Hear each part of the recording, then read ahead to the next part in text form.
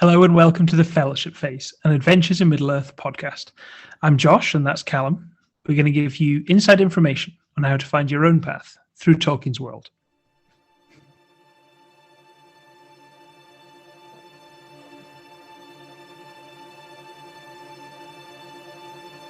It is the year 2946 of the Third Age, and the lands east of the Misty Mountains are astir.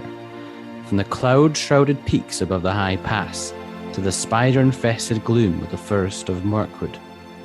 Paths long deserted are trodden once again. Busy merchants carry their wares to new markets. Messengers bring tidings from foreign realms, and kings send forth armed men to extend their influence in the rule of law. Some say that a new age of freedom has begun, a time for adventure and great deeds to reclaim glories lost in the long centuries of oppression and decline.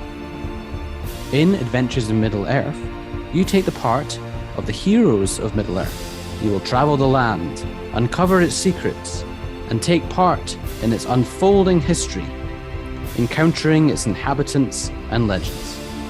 As the shadow creeps back across the lands of the free peoples, you will uncover hints of what is happening and have the chance to play a part in the struggle against the enemy.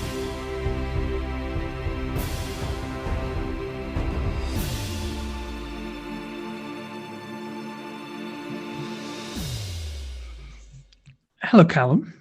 Hello, Josh. I found the introduction from the book incredibly epic. It's got me in the mood to talk about Adventures in Middle-earth. Yes, we can talk about this for a very long time, as is evident over the last 2 years that we've been playing it. And I've just read you the introduction to Wilderland in the Player's Guide, a book that is now quite hard to get hold of, for Adventures in Middle-earth. So maybe we should start off with the episode title, Session 0. What is a Session 0, Josh? Session 0, which if you spend any time on D&D Reddits and forums and role-playing games and stuff, you may have already heard of, is the idea that before you get together with your friends to have a role-playing game over, days, weeks, months, years, in our case, you sit down and you have a first session to figure out what the game's about, what you all want to get out of it, what you'll find fun, what the kind of tone of the game is, any rules, anything that might be sensitive. The idea is basically to get everyone on the same page so that everyone can enjoy what you're doing. And our episode is called Session 0 because that's kind of what we wanted to do for people listening for the first time, to figure out whether or not we're the podcast for them, if that makes sense. Excellently explained, Josh. Thank you. And so in this Session 0, we're going to lay out what the podcast is going to be all about. So who are we? Who are we? It's quite an existential question for this early in the podcast, but I'm going to throw the question right back to you, Callum. Why did you want to play Adventures in Middle-earth? Yeah, so in terms of the roles that we have in this great adventure that we've been having, I've been taking the part of the lore master, as it's called in this system, or if you're more used to D&D, the dungeon master, the game master. And I guess, as with probably quite a large number of people, I got into role-playing games due to an enforced stay-at-home, lockdown, COVID-inspired setting. And we sat down to our first game on the 19th of April, 2020. I was going through our old messages to see when exactly that was. And I was inspired to do so because, one, I just love Lord of the Rings. And, it's a story that I grew up on. The films just came out at that right time in my an age where it captured my imagination. It's always been something that I've just loved. The stories and reading content on it. And the other thing that happened was that Josh ran an online game of D&D, Dungeons and Dragons, for us in April 2020. Yeah. And that was my first ever foray. You'd been playing for a wee while before that. I believe. Yeah, I'd been playing for a couple of years before that, and for several years before that had wanted to play and, had read the books and didn't have the people who were interested in playing. But steadily got more and more people involved. And then when lockdown started, I seized the opportunity to introduce role-playing games to as many people as possible, because I thought I was proved right.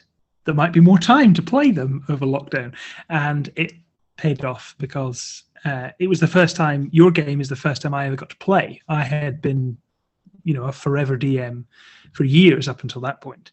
So your first game was not my first game of D&D, but it was my first time playing D&D ever.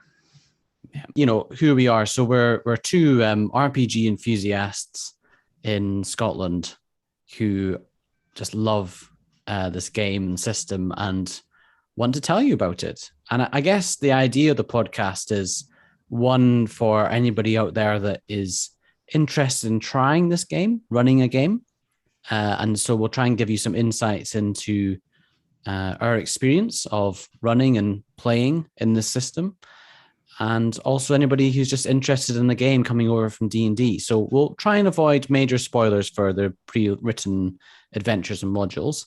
One of the unique things about playing in this setting is that we all know what's going to happen next, because, as we said in the intro, it's set in 2946, which is 5 years after the end of the Hobbit events, and there's a 70-year period before Lord of the Rings starts. So you do know where the story is going to go, so there can't be that many spoilers, which is really quite interesting in a way.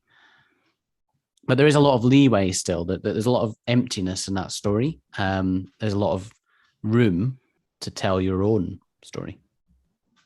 I think knowing the setting and knowing what's just happened and kind of where the setting is going was a big part of the attraction of the game for me. And I know from some of the other people we play with, the fact that they know the setting and the tone and the sorts of adventures that people would be having was a good way to get into role-playing game for the first time. And it makes sense, because D&D, like archetypal fantasy, tracks right back to Tolkien and other things as well. But Tolkien's like a huge part of what informed like D&D culture. So it's quite natural that there is a version of D&D which is directly in Tolkien's world with his characters and the wider setting, which I quite like. I think it makes it very attractive. I've not thought of this before, but I guess, given that we're talking about this as a session 0, one of the things, and we've since running this, and, we were relatively, very inexperienced in this. I was anyway, in RPGs when we set out on this, and have since ran lots of D&D and played in several games. And contrary to the norm, it would seem, there's been 5 DMs now of our group. I think all but one person we play with has DM'd a game. Yeah, there's 7 of us. Not that there's any pressure on that person to pick up the mantle at all. And when you have a session 0 in D&D, one of the core parts of it is to ensure that everybody's on the same page of what type of story you're going to tell together. Is it going to be a kind of wacky jungle type adventure? Is it going to be serious high fantasy? Is it going to be grim dark? Are you all going to be good characters? What sort of alignment are you going to go for? But the amazing thing about Lord of the Rings is that, there's a little bit of that. And we didn't actually have a session 0 when we played. I didn't even know what that was. I think it would be really good. But you're trying to establish different things, and I guess just making sure everyone's familiar with the world, and that really this is a game for people that are starting out good aligned. Tolkien doesn't really, there's degrees by which good people are tainted by the shadow, but it doesn't really work with that sort of more evil archetype, in my opinion. I guess you could play a different sort of game. I think you're right. I think the fact that everyone is a good character, and because of that wants to be heroic and do good things, means that the party, certainly our party, when we set off, and we'll talk about that, quite quickly went on an adventure together. There was none of this, which you definitely, and I definitely have been involved in D&D, with everyone just being chaotic, murder hobos or thieves, just want to go off and do their own thing. And as a DM, it's like trying to herd cats to get them to do anything. It's not like that in this, I don't think, as a game. People are all in it because their characters are, moral and they're very driven. Yeah. Actually, it's funny you mentioned that we never had our own Session Zero for this as a game, because I actually don't think we've suffered as a result of it. We've kind of felt our way through it. It would be, we obviously didn't think to do this at the time, but if we had recorded our first games and we went back and listened to them now, 2 years later, I think we're now on session 65, 66. Yeah, there's a really good note taker in the party, to the extent where I'm running the game and I have to refer back to his notes to find out what I said, because I don't take as good notes. But yeah, as you look back at the first session, like I have this notebook sitting in front of me, which was my notes in the first sessions, and I used to write out big chunks of narrative and write out all the character and NPC stat blocks on a piece of paper. I don't know why I would do that. I just have them on Roll20 now, which is where we play on. So, it's very different, I think. I don't know. I'm not sure we'd recognize it. Maybe we would, but the theme would still be the same. Then this is a good opportunity then to blup, blup, blup. Blup, blup. This is a good opportunity then for us maybe to speak to ourselves past Callum and Josh 2 years ago. We're sitting down for a first session, you're preparing, and I'm getting ready to play for the first time.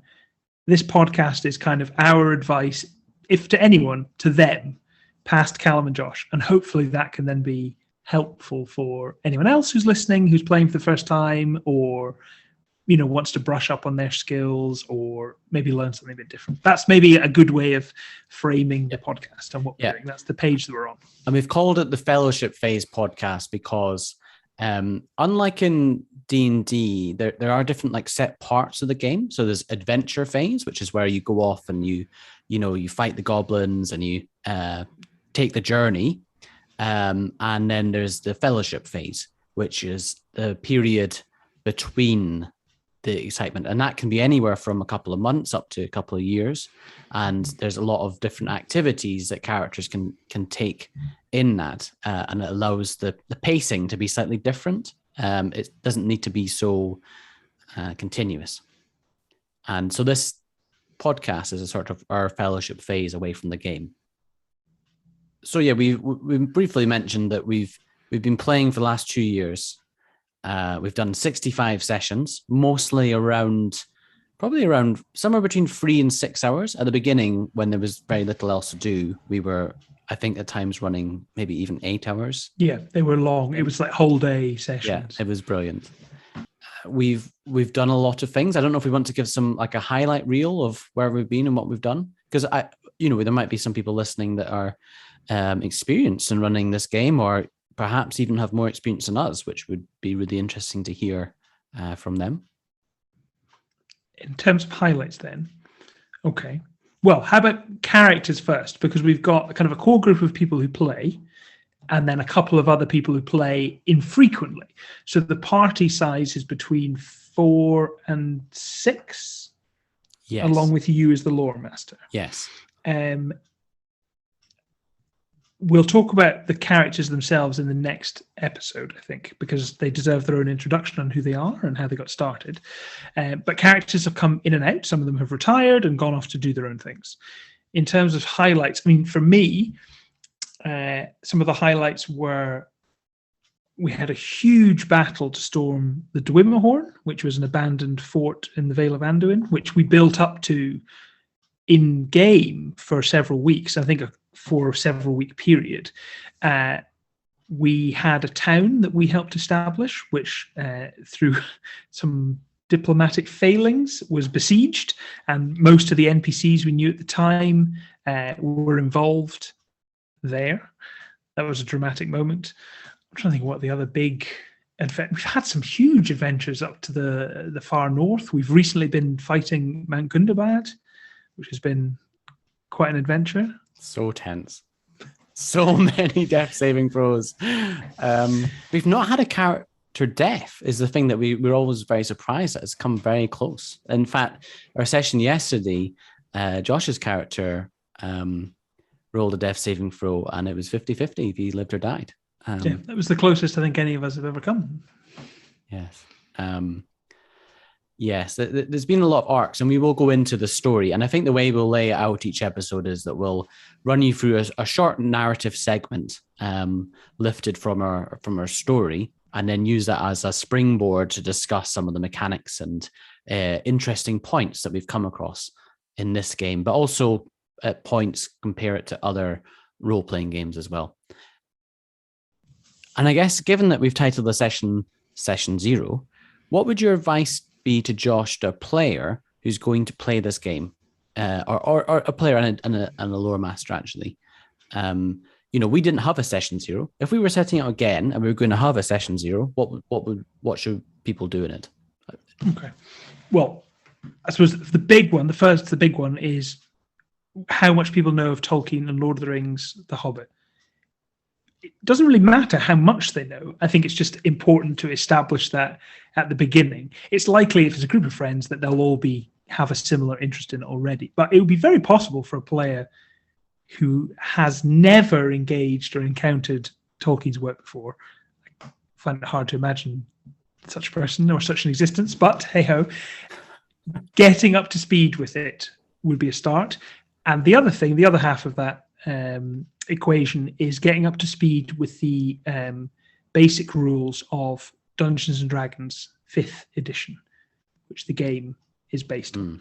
And I think with those two things, your Tolkien lore and 5e, you're ready to play the game.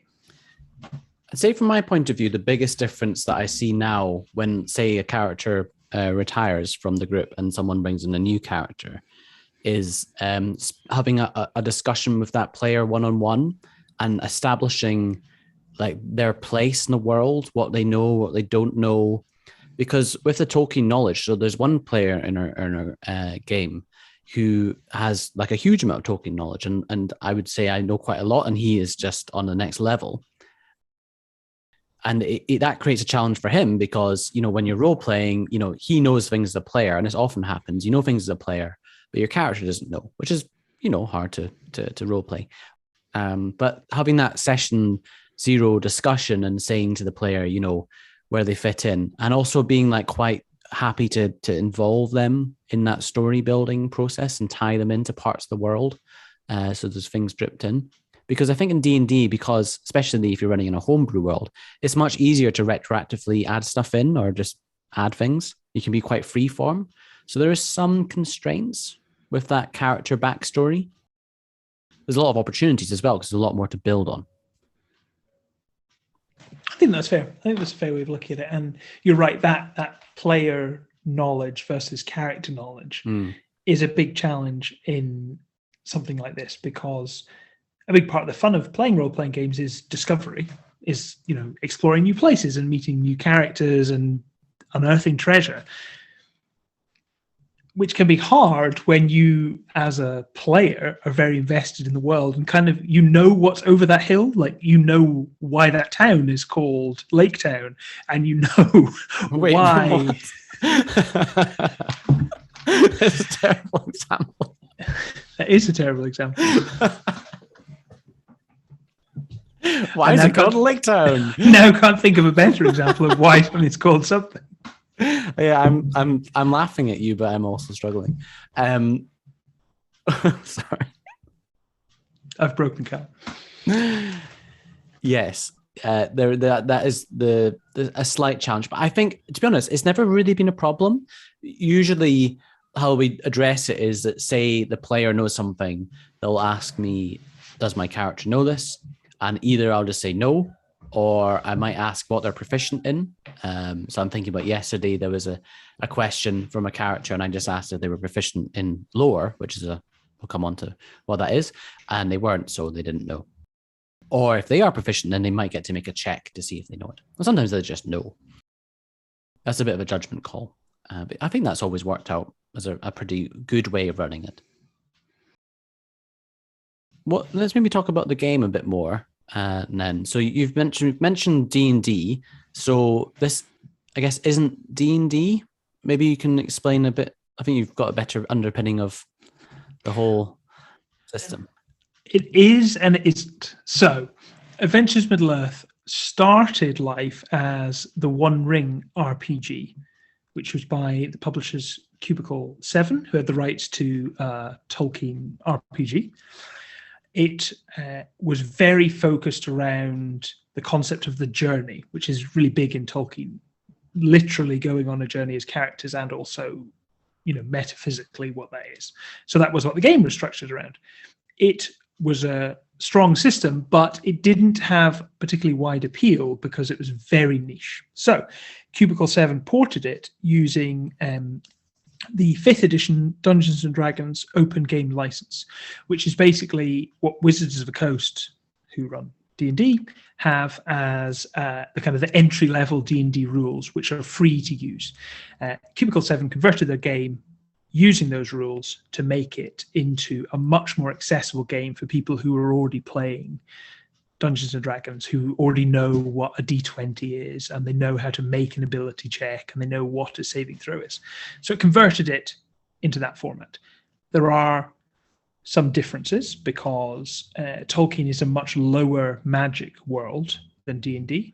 So some of the skills have been swapped out, some of the abilities have been changed, but at its heart, mechanically, it plays the same way that D&D does now, which is kind of how we found our way into it. It was definitely felt more accessible, and we'll focus. So we've got a couple of plans for episodes to come up. We want to talk about characters and character creation, and we also want to talk about the differences in the skills and some of the other rules differences. It's become, you say it's accessible. It's become quite hard to play the game now.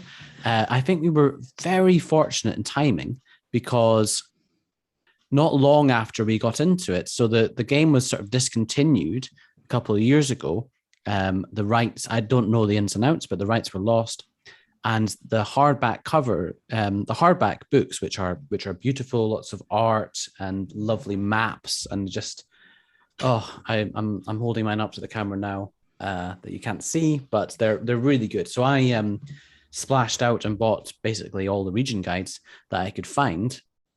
And I think maybe even like a month later, they went out of print. You couldn't buy them anywhere. Yep. So much so that you, as the lore master preparing, have all of them. As a player, I don't have the player's guide because when I went to buy them, there were none for sale. They were only secondhand ones, and people were selling them for wild amount of money on Amazon and eBay. So I don't have a hardback version of the player's guide. And it's really difficult because there's no legal way to buy them at the moment. The PDFs aren't for sale anywhere. It's incredibly hard to find them at the moment, but there is good news. So there is a new version of the One Ring role-playing game that is being published by Free League, and it was recently on Kickstarter. Can I just interrupt you to say I'm a big Free League fanboy because I already play a lot of Free League games, including the Alien RPG, which I will attempt to shoehorn into this podcast at any opportunity, even though there is no crossover of any kind. But Free League, I'm a big fan of Free League, and I'm very excited that they have taken up the mantle of this. Yes, they've published lots of exciting games, and so they've launched the second edition of the One Ring, and they had announced recently that they are planning and will soon announce some news on the second edition of Adventures in Middle-earth, which is very exciting. The new version of the One Ring is set in a slightly different place. So the first edition of Adventures in Middle-earth and the One Ring, they were set in the Wilderland, or Rovanian, which is the area to the east of the Misty Mountains. So like basically where the events of the Hobbits take place: Erebor, Mirkwood, Dale, Laketown, Anduin. Wait, sorry, you mentioned this place Laketown. Why is it called that? It's a really good question. I'm not sure, but maybe someone out there will be able to email us and say. And so the newer version is going to be set to the west side, so Hobbiton and Eriador and this area. Slight disclaimer, I'm sure at times we will absolutely butcher pronunciation of things. Sorry in advance.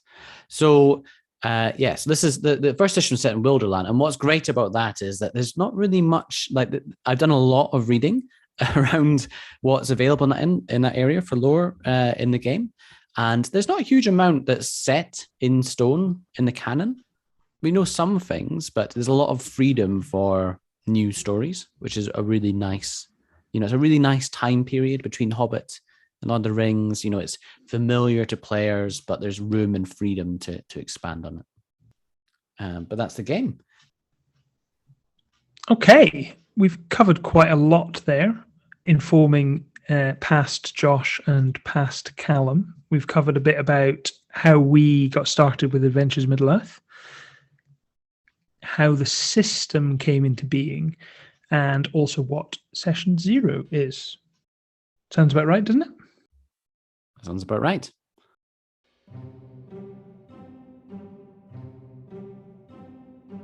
No emails except on party business.